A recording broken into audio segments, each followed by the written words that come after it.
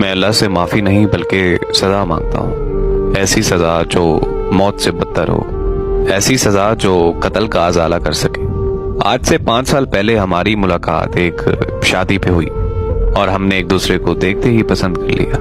ہماری محبت کو ابھی 2 مہینے ہی ہوئے تھے، بنا کسی رکاوٹ کے ہماری شادی ہو گئی۔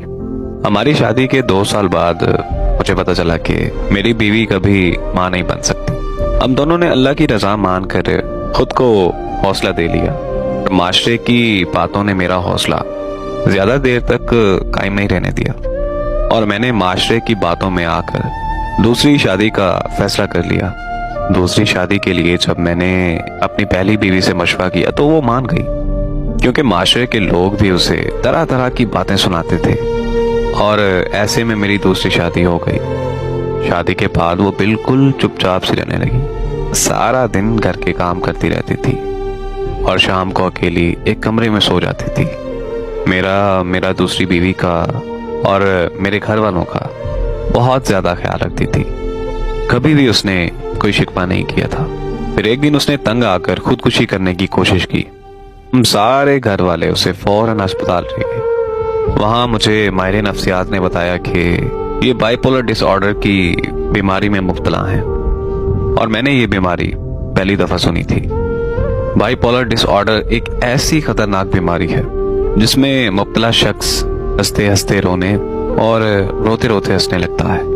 یہ بیماری ڈپریشن کی آخری سٹیج پر ہوتی ہے۔ اس مرض میں مبتلا مریض اپنی سوچ اور سمجھ پر بے قابو ہو کر اپنے آپ کو نقصان پہنچانے کی کوشش کرنے لگتا ہے، اس حد تک سوچنے لگتا ہے کہ جینے سے مر جانا بہتر ہے، اور پھر ایک دن وہ اپنی جان دے دیتا ہے، یعنی صاف لفظوں میں وہ خودکشی کر لیتا ہے۔